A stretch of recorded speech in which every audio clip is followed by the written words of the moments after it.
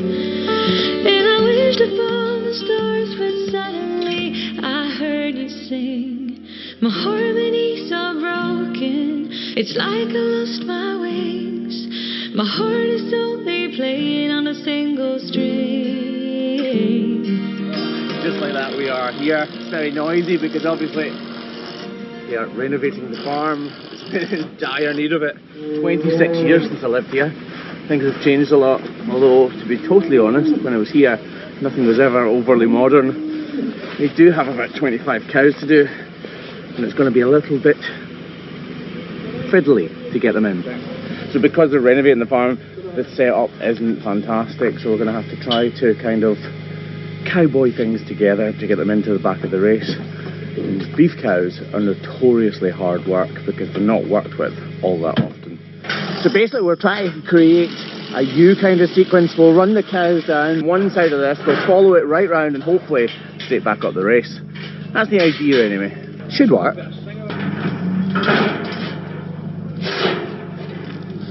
Don't get us on camera.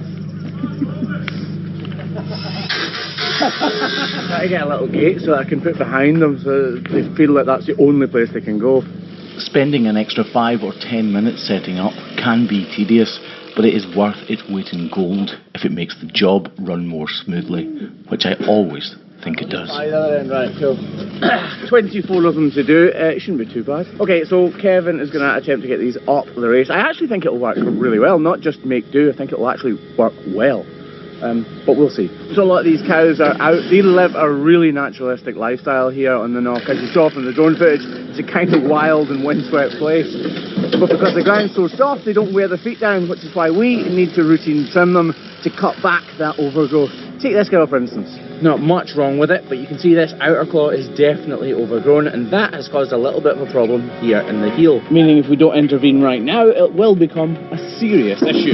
Although right on cue, as I've said that, I can see she's got a bit of dermatitis attacking that problem. Right, let's get at it. We could run away. You and me together, baby, we don't gotta stay. Let's lose our minds. We could go crazy and leave it all behind. It could be glorious, glorious, glorious, glorious. It could be glorious, glorious, glorious, glorious. And now that that's in place, we've removed the bulk of the hoof horns. All we need to do is tidy up around this lesion. Taking the weight off this, getting rid of this detached hoof horn and cleaning it out, whilst treating it topically, will completely heal this in one foul swoop. I often see the perfectly logical question in the comment section: what would happen if these cows were in the wild? They would never have got these problems in the first place. Well, that is simply incorrect. It's been proven time and time again that wild elk and deer suffer from these exact afflictions. The only difference is there's no one to fix them and heal them, so inevitably they become prey.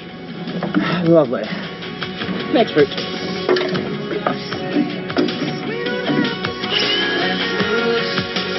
Lose our minds. We could go crazy and leave it all behind.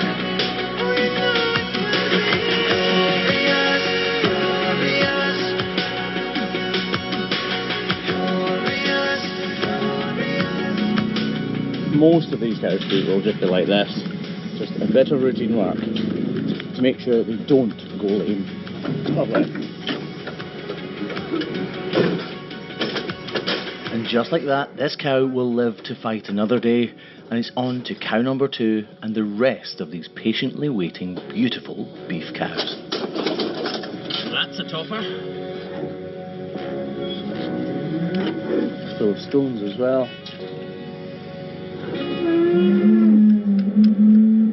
Listen to them all. When a cow has long foot like this, it's almost always the case that there's a real problem that's caused that long foot. It's not just an overgrown foot, and that's why she's in. Sometimes it is, but very rarely. Take that, please. Sorry, is my helmet getting in your way, Graham? Aye, a wee bit. Well, stop looking at it then. Sorry. How rude. You can see a problem up in there. I showed you earlier how naturally wild this farm is, and that's exactly what has caused the problem with this cow's feet. A stone has completely penetrated through the solar part of her hoof, causing this issue. This is a natural problem, which we are fixing in an unnatural way, through human intervention. So just trimming her foot back like this makes it look much, much better, and she would be more comfortable straight away. But the guys in the background right now are attaching a block so that we can fix that inner claw. You see, it's not just overgrown for no good old reason. It's overgrown because of the problem on our axial wall. And with the aid of this block, we're gonna fix it. So you can see all this gunk and goo up in there. That is where the problem is. By removing the weight from that... Oh, there's stones up in there too. Oh, little black pebbles. I told you. By removing the weight from this area and the attached hoof horn, I expect it to heal up nicely.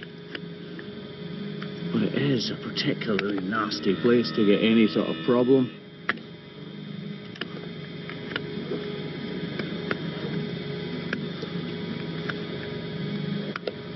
Just get right in there. All of that sludge coming out is manure and literally mud from the walking around and the sodden earth here.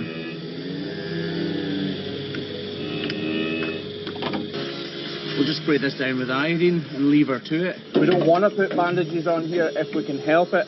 But outside and the fresh air is the best thing for it. Had we not intervened, a problem like that would only worsen over time.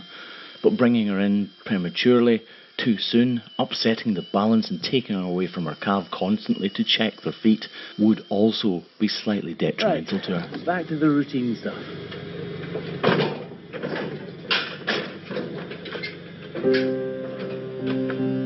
It's a funny old world we live in. I found myself back here on this farm trimming cows' feet a few times over the last couple of years. And every time I'm here, my mind drifts back to when I was a child playing in the fields and the sheds surrounding where I am right now. Back to when my father was here working. He was only a couple of years older than I am now when he passed away. He worked with cows very similar to this.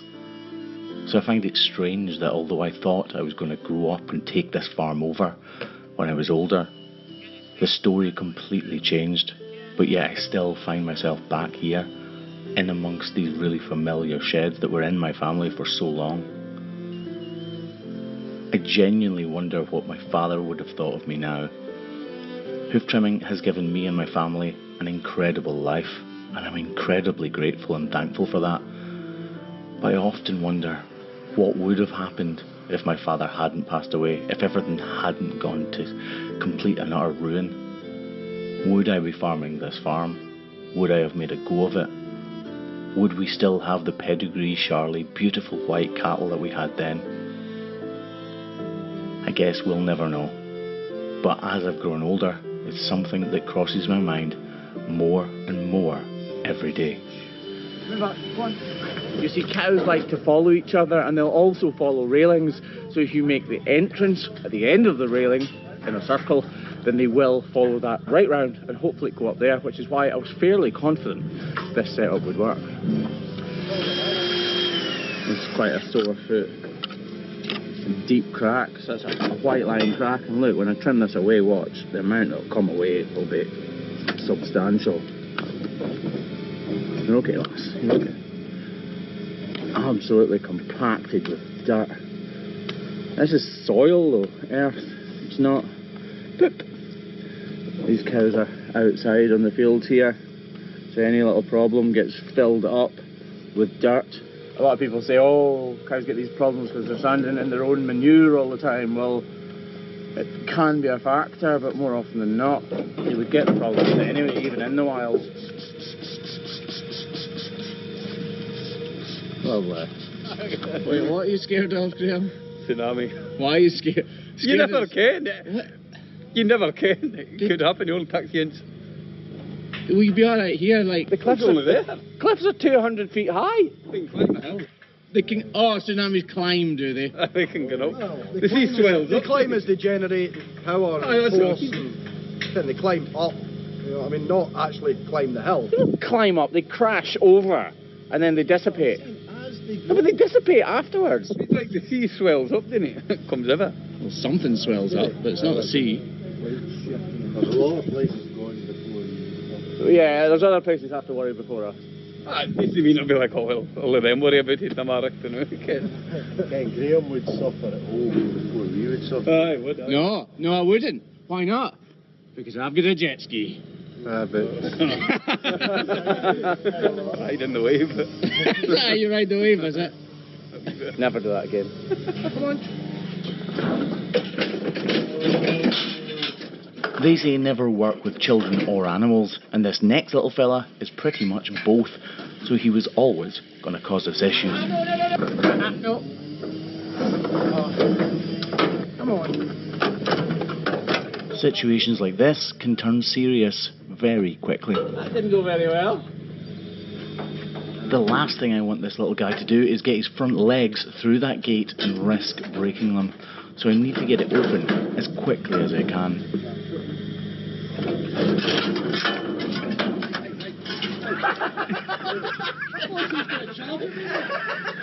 Craig seemed to be fearing for his life.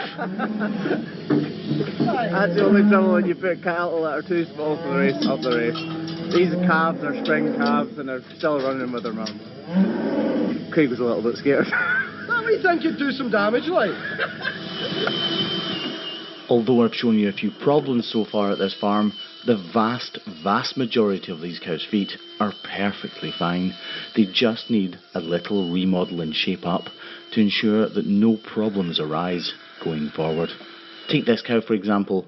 This is typical of the feet that we're trimming on this farm, and very typical of the vast majority we trim at farms all across southwest Scotland.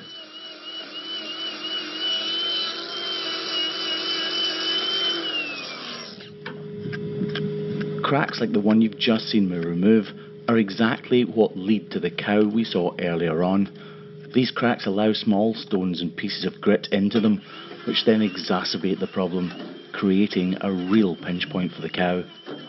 Right, so clearly this cow has got a serious issue. Just look at the height of the back of this foot. This heel is massively overgrown because she's avoiding putting all of the weight on here, meaning that it's not overgrown, but it is underworn.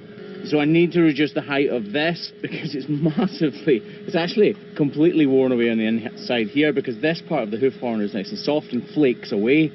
These cows live a natural lifestyle, so it can just shed away, but this has not worn away because she's on soft ground and it simply isn't wearing away. The rest sheds away. It needs to wear away, and it's not being allowed to do that because the ground is so wet and soft here in southwest Scotland. Right, I need to reduce the height of both of these and clean that inner one up so that Kev can put a block on, because I can tell he is desperate to. he loves how he smiled, don't you? It's too much love for Kev in the comments, by the way, please, people. Keep it coming. No, don't keep it coming. It kind of takes the shine off me, and this is all about me, isn't it, Kev? Remember that? Yeah?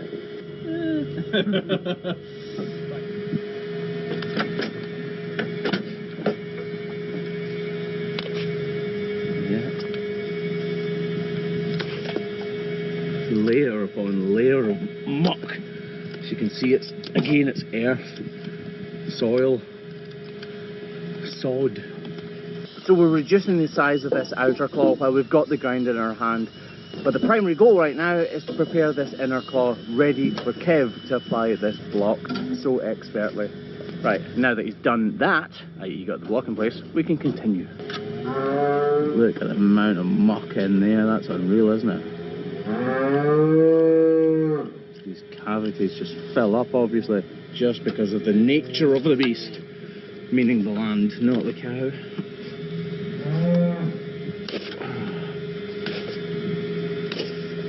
It's tough stuff, even though it's broken apart like this. I don't want to take this too deep, because these cows are outside on open fields and in fresh air. They heal up really well. It's starting to get cold here in southwest Scotland. There's a bite in the air. Code Brown. We're getting there, aren't we? It's difficult to see now, though. Please clean the feet. Please clean the feet. I can hear you in the comments. I would love to. But there's no electricity here or running water. Not that I need electricity to clean the feet, but running water definitely helps.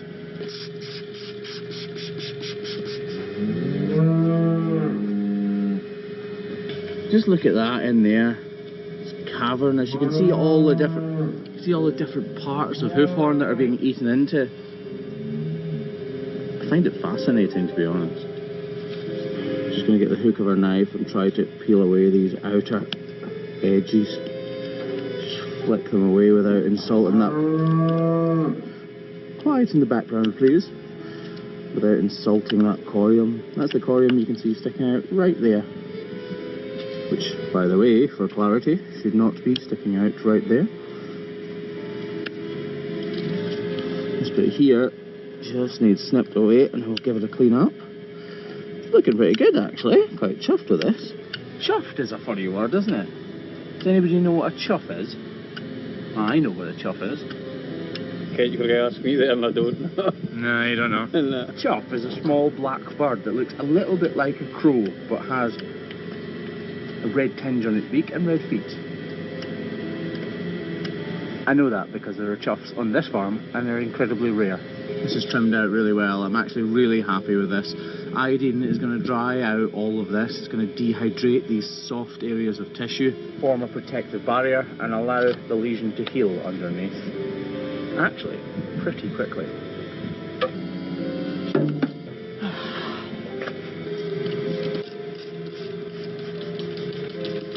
I genuinely love nice, straightforward trims like that. Trims where we've done a huge amount of good, she won't need to be seen again because that will heal up because of the environment that she's in. And trims that'll make the cow feel more comfortable instantly.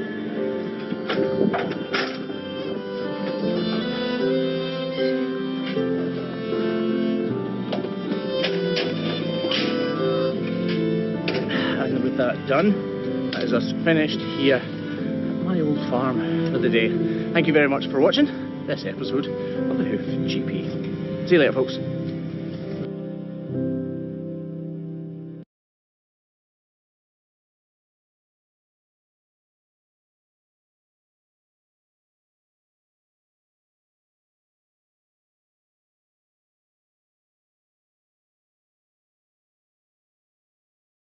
Do this 7 minutes a day until April 1st. We start on Monday, March 3rd. In a week, you'll feel better. In 2 weeks, you'll look better. CIA-operated Predator drones are now conducting surveillance flights over Mexico, providing intelligence reports to Mexican authorities. Meanwhile, U.S. Special Forces just landed inside Mexico for joint training operations. The Mexican military is deploying 10,000 troops along key border cities. A ton is happening very quickly that marks a significant shift in the response against drug cartels. I've consolidated all the information you need to know about the steps being taken, the effects they're having, and the response from the cartel. The New York Times dropped a huge report in mid-February that revealed a bombshell of a story. The CIA revealed that they just expanded drone flights over Mexican territory to monitor the now 6 cartel groups that were designated as foreign terrorist organizations. But unnamed CIA officials explained that the intelligence they gathered is sent straight to Mexican authorities. Their primary goal is to locate drug production facilities. The government is essentially creating a hit list here, and they're passing that information on to Mexican Marines. They said that these intelligence operations were ongoing under previous administrations, but have now been intensified. This drone operation had previously never been disclosed to us regular folk in the public. So while the drones primarily are your MQ-9 Reapers that are capable of carrying missile payloads, we know that these are currently being used exclusively for surveillance. I mean, at least that's what the CIA claims, and we know the CIA would never lie about something like that. The US government has also increased manned spy plane missions near the border from once a month to 18 times in just a 10-day period, and we're going to get into that more later. But it's not enough to just be creeping around with your multi-million-dollar eyes in the sky. Some U.S. troops are now officially south of the border inside Mexico. But first, I have some info for anyone who's ever been involved or injured in an accident. I've driven in cities all over the country, and I've had my fair share of minor accidents. For millions, though, all over the country every year, accidents on the road and elsewhere can be life-changing events, affecting ability to work and sometimes even causing lasting or permanent harm. When these life-changing events occur, it's important to understand your options that may help you get back on your feet, and Morgan & Morgan has the expertise and national network to get you the best results possible if you become their client, and their services are completely free unless you win. Since they're America's largest injury law firm, they have the resources to absorb all the upfront costs. With 100 offices nationwide and over 1,000 local high-power attorneys. Just recently, they achieved some significant verdicts for their clients, like $12 million in Florida. 34th publicly stated role is to train Mexican naval special forces in unconventional warfare, counter-cartel operations. But I think there is a side quest that they've been given. They're not just there to go to the shooting range and then go slam some Modelos together afterwards, although that does sound like a good time. I wish I was invited. No, this is a major intelligence sharing opportunity.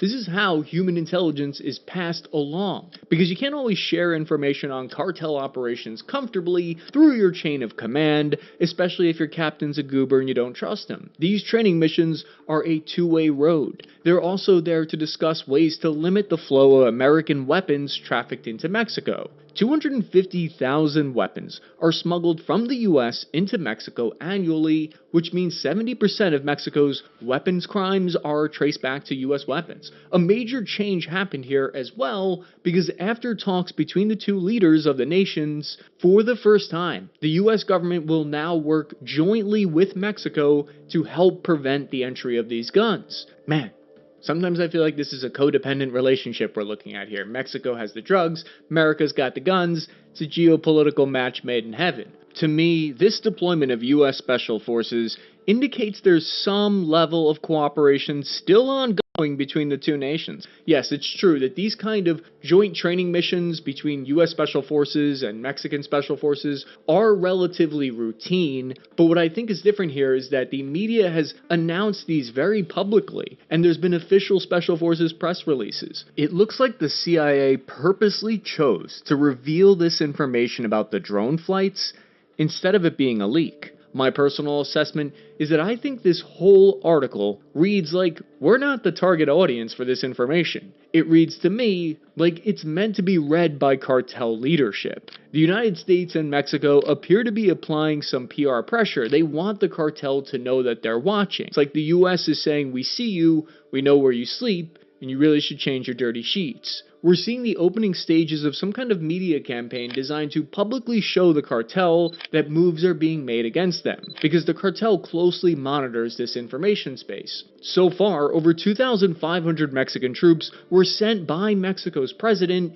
to hotspots on the border. A massive surge of Mexican National Guard soldiers were sent to 13 cities from Tijuana to Matamoros. Along the way, they've uncovered advanced tunnel networks used for smuggling weapons and drugs. They've spread out along some of the most violent border cities in what's being described as a show of force. It's a deterrent that has coincided with a 94% drop in migrant border crossings compared to last year. And in these increased media spotlight, we're introduced to new characters that we haven't really been familiar with in a while. Here's a 30-second bedtime ritual you can do to awaken your pineal gland. Did you know that your pineal gland's inability to connect with the universe stems from one single root cause? You may know about your pineal gland's power, but what nobody tells you is that the real reason you can't. Allow me to introduce you to the U.S. military's Northern Command. It's an area of responsibility that, generally speaking, is the United States, Mexico, and Canada region. You probably never heard of this command in the past because they're not as sexy usually as the U.S. CENTCOM, which deals with the Middle East, Iraq, Afghanistan combat area, or U.S. PACCOM, the badasses with attitude, which deals with the Taiwan-China region. They're not even the handsome EUCOM that has been getting a lot of attention lately. For sure, Northcom doesn't get as much love and attention as they deserve, but today, that's starting to change. They made this press release in February, which I'm pretty sure is the first press release anyone's read in its entirety from Northcom in a while. In it, they outlined that Northcom has stood up Task Force 140, headquartered near the border. The job of these 140 intelligence personnel is to analyze the information collected by those surveillance flights and other intelligence sources. So allow me to put on my tinfoil hat for a moment, if you will. Sounds to me like the intelligence gathered by those spy planes and SF soldiers will go straight to here, which then creates an action plan. You boys like Mexico? Yeah!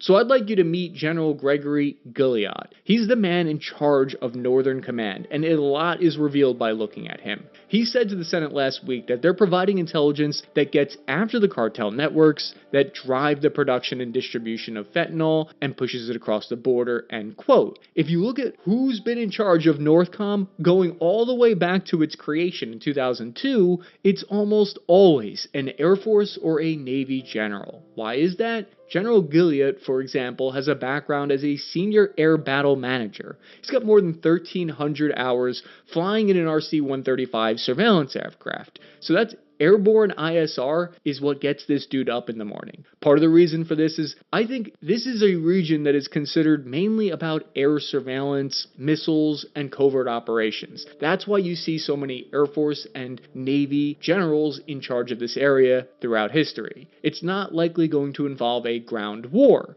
Meanwhile, CENTCOM is almost always throughout history, or when it was stood up in the 2000s, always an Army or Marine general with a deputy Air Force general, because CENTCOM traditionally involves land wars. This tells us a lot about the operational focus on the border, that there's going to be a lot of surgical air surveillance and potentially airstrikes. We can actually tell where some of these spy planes are by looking at the open source data from Flight 24 that shows the surveillance aircraft's path.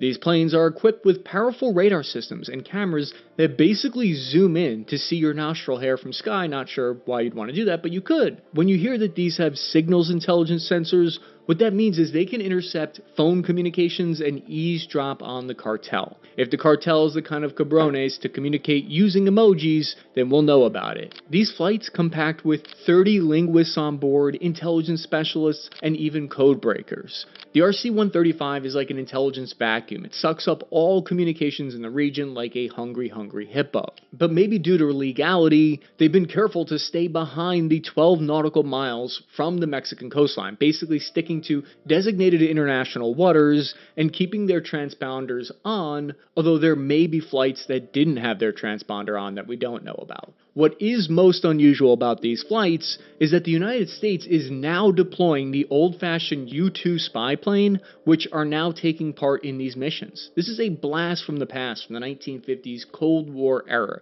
It creeps on the cartel from 70,000 feet in the sky and has a long 12-hour loitering time, which allows it to stay on station. This is something that we've never seen before in this region. The upgraded U-2S version uses a new sensor called the Vader Pod that has a synthetic aperture radar and multispectral imaging cameras. And here's what I mean. Take a look at this side-by-side comparison. We can see how the chemical plumes from a hidden drug lab stand out in the multispectral image that the U-2 would see on the right compared to the purely visual image on the left. I know it might look like a red and blue blob of an image to us, but to the trained eye, it looks like a drug lab with a giant red bullseye on it. But unfortunately, over the decades, the cartel has gotten good at staying hidden from these kind of signals intelligence gathering by using crazy methods. To avoid authorities in the past and to stay off the grid while still using the grid, they built an entirely alternate grid.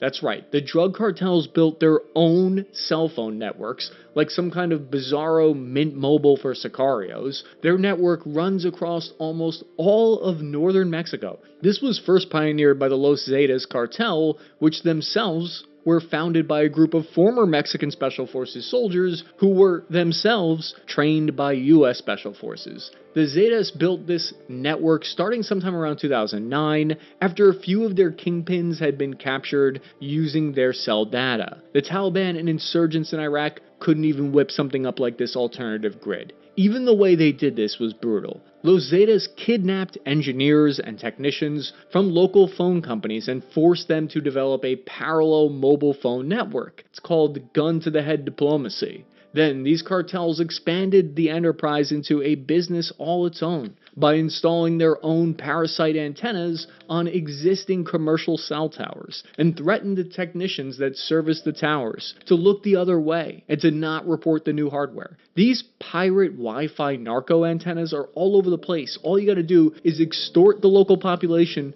and they force them to pay $50 a month, so this operation brings in $150K for them a month. This is why these high-tech spy planes from the United States are an important asset, because it's a new technology that Mexican authorities didn't have access to. It now allows them to spy on the cartel that is trying to hide off the grid. Trust me, the US government has been spying on me for 3 decades. They've gotten good at this shit. But how is the cartel responding to all of this, the increased efforts and the public moves? 2 rival narco gangs in northeastern Mexico, the Metros and the Scorpion Group, just agreed to pause their turf war with each other and to lay low. Cartel leadership has gone into hiding further inland from the border and Gulf Coast regions as a direct result of the surveillance overflights. These actions are forcing them to move, which in some cases is exactly what you want. But what effects have these steps had so far? We can guesstimate, because a human smuggler who charges people between 18 and 40K to enter the United States, depending if they're from Latin America or Asia, they said in an interview to NBC that his business had plummeted by 80% since January. His business, his human smuggling business. But when I hear about all these developments, I have a ton of questions. The first thing that I think a lot of people are curious about, it raises questions about the extent of cooperation between U.S. and Mexican authorities. The coordination of these surveillance flights with Mexican government remains a subject of debate in the open source intelligence community. However, there are some clues, I think. Mexico's Defense Secretary Sandoval said, quote, "We cannot rule espionage out because we don't know what they're doing," end quote. His comments suggest that not all aspects of the surveillance program has been fully disclosed to Mexican authorities. Meanwhile, official statements from the Mexican government say that there has been no violation of Mexican airspace, adding to the ambiguity surrounding the operation that may be intentional. When Mexico's president spoke about this, she said that she was aware that it's part of a little campaign. These statements could indicate some level of strategic ambiguity, meaning both sides want the cartel to know that they're after them, but to not know to what degree these are a coordinated effort, because that information could be classified. It's like my old squad leader used to always say, shake the tree twice to get honey, but be careful of the bees. Del Taco's Jumbo Shrimp, wrapped up with fresh cabbage, pico de gallo, secret sauce, and a squeeze of lime. That's big-time flavor in a big-time taco. Get 2 Jumbo Shrimp tacos for only $6 for a limited time at Del Taco.